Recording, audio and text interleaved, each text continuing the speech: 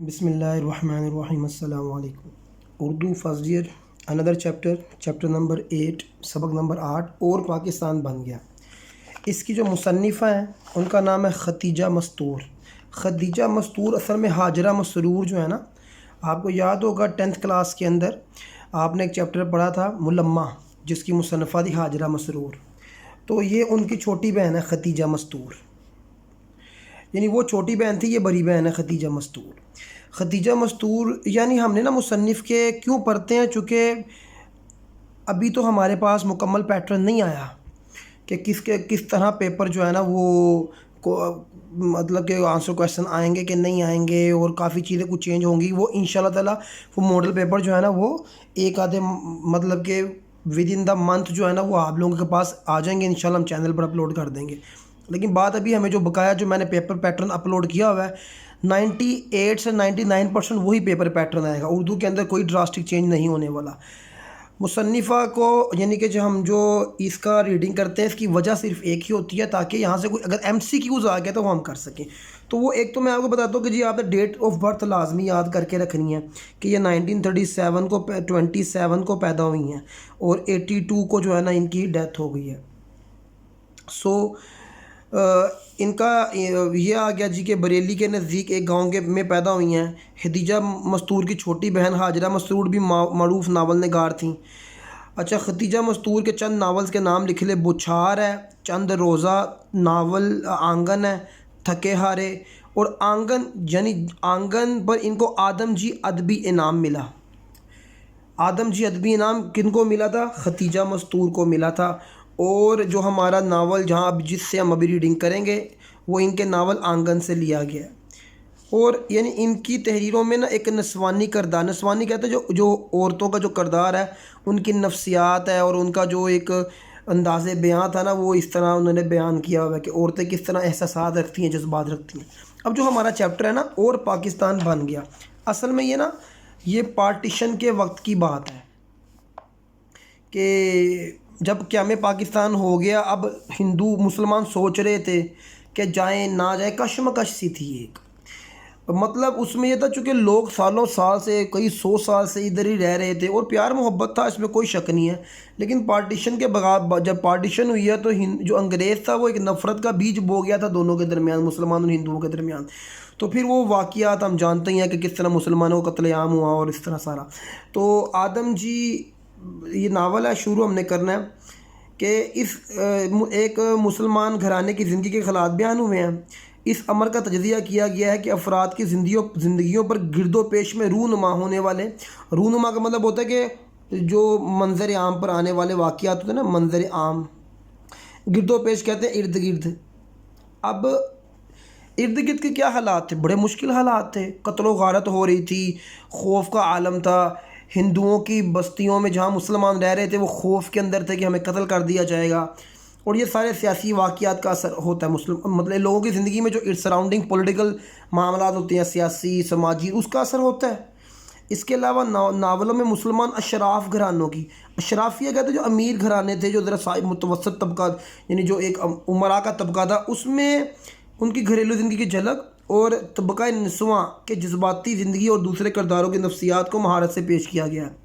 اور یہاں پر بھی بتایا گیا کہ مسلمان کشمکش میں تھے کہ ہجرت کریں یا نہ کریں، اور اسی طول و عرض میں جا بجا انسانی خون ارزاں ہو گیا تھا، ضائع ہو گیا تھا۔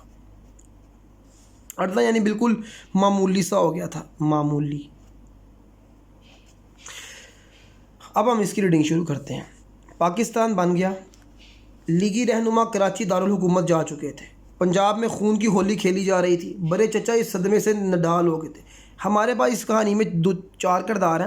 ایک بڑے چچا ہیں، ایک ان کی بیوی جن کا نام بڑی چچی ہے، ایک چھوٹی چچی ہیں، ان کی بیٹی کا نام ہے عالیہ، اور بڑے چچا اور بڑی چچی کا ایک بیٹا ہے جس کا نام جو ہے نا وہ جمیل ہے، اور کریمن ابو ہیں جو ان کی ملازم ہیں، اور اسرار میاں بھی جو ہے نا وہ بھی ان کے ملازم ہیں۔ اب یہ 4 5 6 کردار۔ اب ہم نے کہنا جی کہ اب بڑے چچا جو تھے نا وہ مسلم لیگ کے بڑے سرگرم کارکن تھے، بڑے مطلب، اور اس کے اندر وہ اس چیز کے حامی تھے کہ مسلمان اور ہندو اکٹھے رہیں اور انگریز آزادی کے بعد بس یہاں سے نکل جائیں۔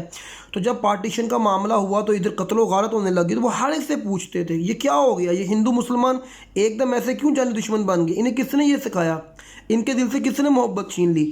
جب یہ سے کچھ سب کچھ عالیہ سے کہتے تو وہ ان کا سر سہلانے لگتی، یعنی ان کے سر کو جو ہے نا دباتی، کہتی بڑے چچا آپ آرام کریں، آپ تھک گئے ہوں گے، اور بڑے چچا اس طرح آنکھیں بند کر لیتے جیسے خون کی ندی ان کی آنکھوں کے سامنے بہہ رہی ہو۔ زمانے کی بات ہے، وہ بھی زمانہ تھا جب ہندو اپنے گاؤں کے مسلمان پر آنچ کا مطلب ہوتا ہے کوئی تکلیف، ہلکی سی کوئی تکلیف آتی تو اپنے سر دھڑ کی بازی لگا دیتے، اور مسلمان بھی ہندو کی زندگی بچانے کے لیے، عزت بچانے کے لیے اپنی جان نچھاور کر دیتا۔ ایسا بھائی چارہ تھا، لگتا تھا ایک ماں کے پیٹ سے پیدا ہوئے۔ اب کیا تھا، دونوں کے ہاتھوں میں خنجر آ گئے۔ کریمن بوا فساد کی خبریں سن کر ٹھنڈی آہیں بڑھتی، یعنی افسوس کرتی۔ اپنے شہر میں تو فساد نہ ہوا تھا مگر سب کی جانوں پر بنی رہتی، پتہ نہیں کیا ہو جائے۔ یعنی جس شہر میں یہ رہ رہے تھے وہاں پر فساد ابھی آیا نہیں تھا، لیکن وہ خبریں جو سنتے تھے اس سے ان کا دل ہولے جاتا تھا۔ اب یہاں پر ایک کردار ہے شکیل بمبئی میں ہے، بمبئی میں فساد چھڑ چکے تھے۔ شکیل جو ہے نا وہ جمیل کا چھوٹا بھائی تھا اور بڑی چچی اور بڑے چچا کا بیٹا تھا۔ اب فساد کی خبریں سن کر بڑی چچی بلکنے لگتی، رونے لگتی، تمہارا پاکستان بن۔ جمیل جو ہے نا وہ بھی بڑا متحرک کارکن تھا تحریک پاکستان کا، یعنی اپنے باپ کی طرح، اور شکیل ادھر تھا بمبئی کے اندر، تو وہاں پر فساد چھڑ گئے۔ اب سب کے دل میں یہی خوف تھا کہ اس فسادات میں شکیل بھی مارا گیا ہوگا، تو اب اس کی بڑی چچی کہتی تمہارا پاکستان بن گیا جمیل، تمہارے ابا کا ملک بھی بن گیا، مگر میرا شکیل کو کون لائے گا۔ وہ اب جمیل بھائی جو ہے نا وہ تسلی دیتے کہ یہ فساد تو 4 دن کی بات ہے، مگر ان کا چہرہ فق رہتا۔ فق کا مطلب ہے کہ ان کا چہرہ جو ہے نا وہ بالکل کیا بولتے ہیں کہ غمزدگی میں رہتا، کہتے ہیں نا کہ اس کو دیکھ کے جس کا چہرہ فق ہو گیا، یعنی یہاں پر جو ہے نا وہ حیران دل کہہ سکتے ہیں، اور دکھ میں، اور جو ہے نا وہ اندر سے خوف میں۔ سب لوگ خاموشی سے شام کی چائے پی رہے تھے کہ ماموں کا خط آ گیا۔ اب یہ ماموں کون، اب یہ ساری یہ نریٹر کون ہے، اصل میں نریٹر جو ہے نا وہ عالیہ ہے جو یہ کہانی سنا رہی ہے اب ہمیں۔ تو وہ کہتی جی کہ ماموں کا خط آ گیا، یعنی کہ عالیہ کے ماموں کا۔ انہوں نے اماں کو لکھا تھا، یعنی عالیہ کی ماں یعنی چھوٹی چچی کو لکھا تھا کہ انہوں نے اپنی خدمات پاکستان کے لیے وقف کر دی ہیں، یعنی کہ وقف کرنے کا مطلب ہوتا ہے پاکستان کو اپنی خدمات دے رہے ہیں، وہ جلدی جا رہے ہیں، اگر چلنا ہے تو جواب دیجیے، فوراً تیار رہی ہیں۔ اب اماں کی تو خوشی کا ٹھکانہ کوئی نہیں تھا، بس ابھی تار کہتے خط دے او جمیل، ہم تیاری میں کیا کرنا ہے، ہم تو تیار بیٹھے ہیں، اپنا بھائی ہے بھلا ہم اکیلا چھوڑ کر جا سکتا ہے۔ مارے خوشی کی اماں کا منہ سرخ ہو گیا۔ اب میں آپ کو تھوڑا سا بیک گراؤنڈ بیچ میں بتایا تو تاکہ کہانی کو سمجھنے میں ذرا آسانی ہو۔ جمیل اور عالیہ ایک دوسرے کو پسند کرتے ہیں، ظاہر سی بات ہے، بچپن میں گھر میں رہے ہیں تو مسلم گھرانوں کے اندر کزنوں میں ہی شادی ہو جایا کرتی تھی، اور وہ ایک پسندیدگی کا عالم ہوتا تھا لڑکیوں میں اپنے کزنس کے لیے۔ تو جمیل بھائی اور جمیل جو ہیں اور عالیہ پسند کرتے ہیں۔ اب اماں تو بڑی خوش ہیں، جمیل بھیا گھبرا گئے، جیسے فسادی یعنی کہ جو حملہ کرنے والے ان کے گھر کے باہر آ گئے ہوں۔ مگر آپ کیوں جائیں گی چھوٹی چچی، آپ یہاں محفوظ ہیں، میں آپ کے لیے جان دے دوں گا۔ انہوں نے آج بڑی مدت بعد عالیہ کی طرف دیکھا، کیسی سفارشی نظریں تھیں، مگر عالیہ نے اپنی آنکھیں جھکا لی۔ میں نہ جاؤں تو کیا ہندوؤں کے نگر میں رہوں؟ ہندوؤں کا نگر کا مطلب یہ کہ ہندوؤں کے ٹھکانے پہ۔ پاکستان میں اپنوں کی حکومت ہے، میں اپنے بھائی کے بغیر 1 منٹ بھی نہیں رہ سکتی۔ مارے خوشی کی اماں سے نچلا آرام سے بیٹھا ہی نہ جا رہا تھا، اتنی خوش تھیں۔ عالیہ جانے پر راضی نہیں ہوگی چھوٹی چچی، وہ نہیں جائے گی، وہ جا ہی نہیں سکتی۔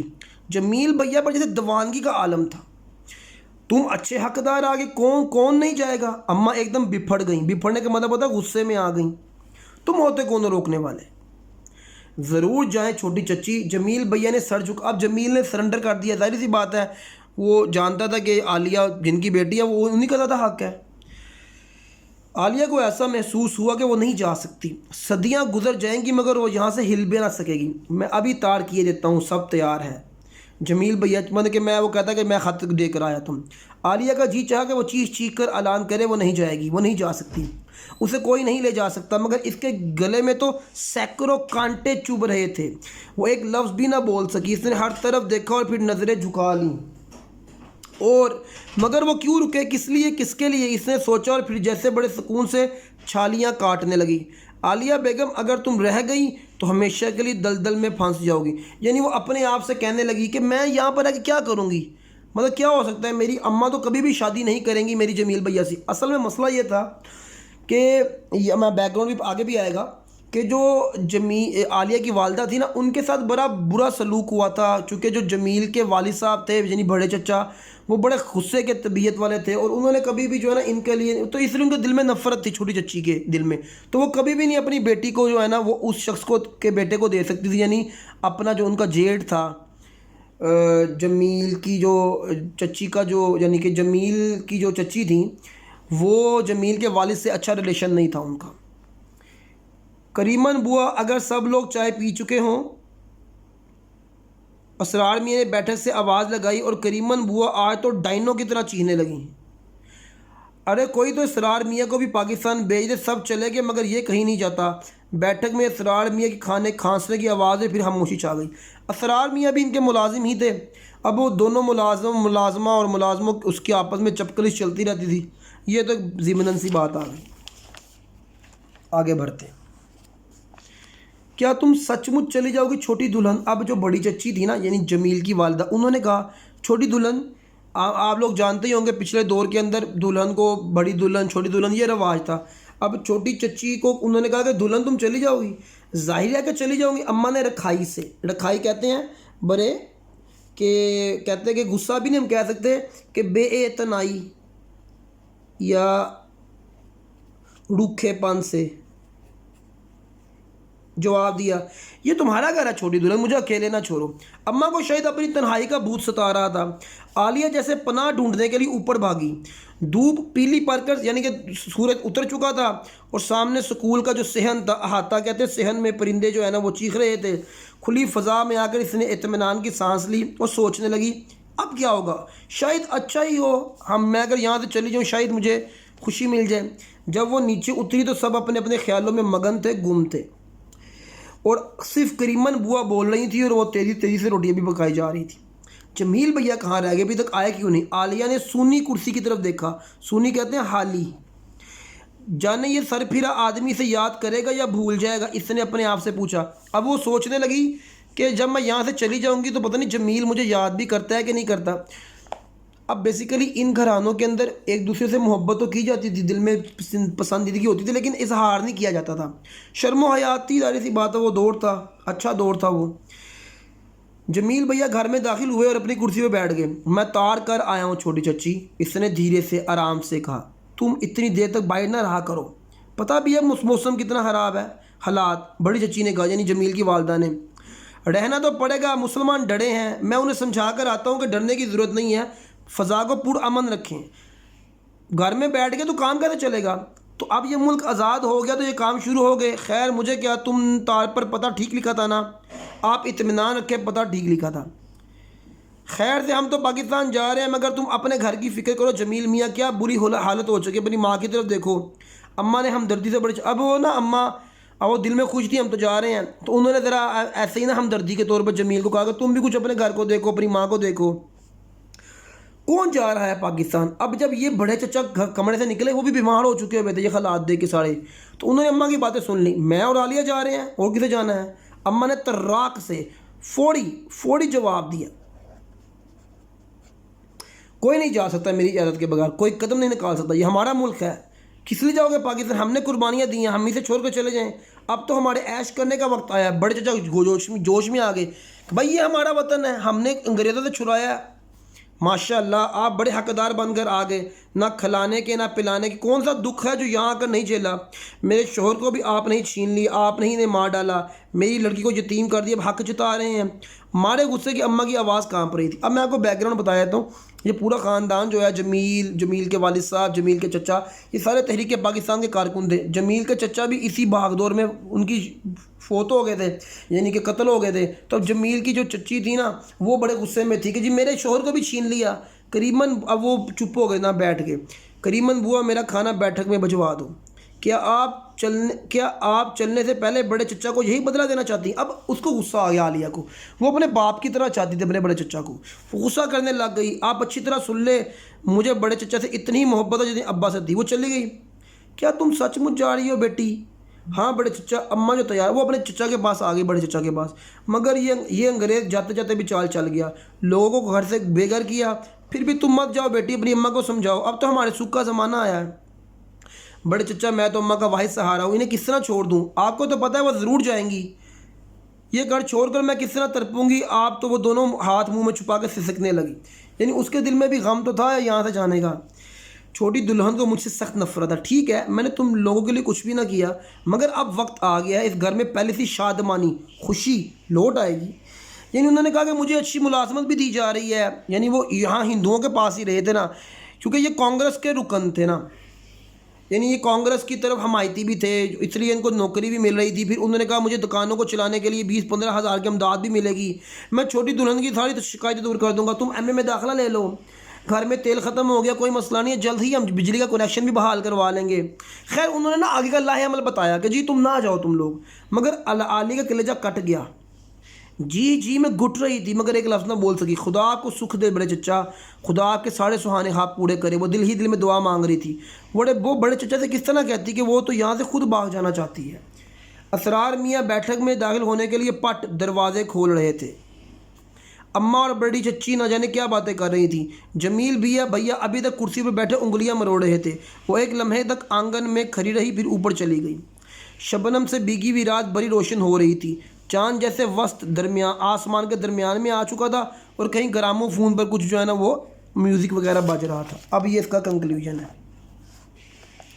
وہ آہستہ آہستہ ٹہلنے لگی. کیسی عجیب سی حالت تھی، جیسے سوچنے سمجھنے کی ساری صلاحیت کسی نے چھین لی ہو.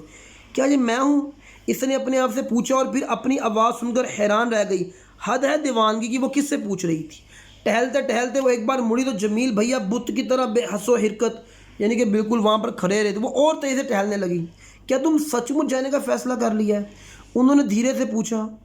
ہاں، اس نے ٹہلتے ہوئے جواب دیا. تم یہاں سے جا کے غلطی کرو گی. تم نے ایک بار کہا تھا نا کہ دور رہ کر یادیں بہت اذیت ناک ہو جاتی ہیں. میرا خیال ہے کہ تم وہاں خوش نہ رہو گی. میں ہر جگہ خوش رہوں گی، مگر آپ نے تو وعدہ کیا تھا کہ آپ مجھ سے کبھی کچھ نہ کہیں گے. میں کیا کہہ رہا ہوں؟ کچھ نہیں. تم میری مقروض ہو، یاد رکھنا یہ قرض چکانا ہوگا. وہ جانے کے لیے مرے. تم وہاں خوش رہو گی نا؟ انہوں نے پوچھا. وہ چپ رہی. جمیل میاں بھیا تھوڑی دیر کھڑے رہے، پھر چلے گئے. اس نے محسوس کیا اس وقت وہ سب کچھ کھو بیٹھی ہے. بڑی دیر تک یوں ہی ٹہلنے کے بعد جب وہ تھک گئی تو چھمی کو ہاتھ لکھنے لگی. اسے یہاں سے جانے کی اطلاع بھی تو دینی تھی. ہمارے پاس ماخذ آ گیا. تو یہ ہمارا پورا چیپٹر جو ہے نا یہ کنکلیوڈ ہو گیا. ہم نے اس کی ریڈنگ وغیرہ مکمل کر لی. سوالات جوابات کے چانسز آنے کے تو نہیں ہیں، لیکن پھر بھی ہم ریڈنگ کر لیتے ہیں.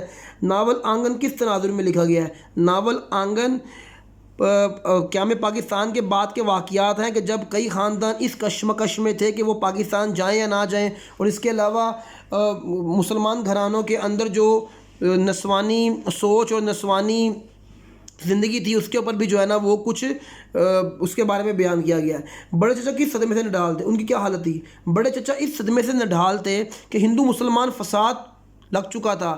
ہندو اور مسلمان ایک دوسرے کے جان کے دشمن ہو چکے تھے، اس لیے ان کی حالت بہت خراب تھی. مارے خوشی کی اماں سے نچلا نہ بیٹھا تھا.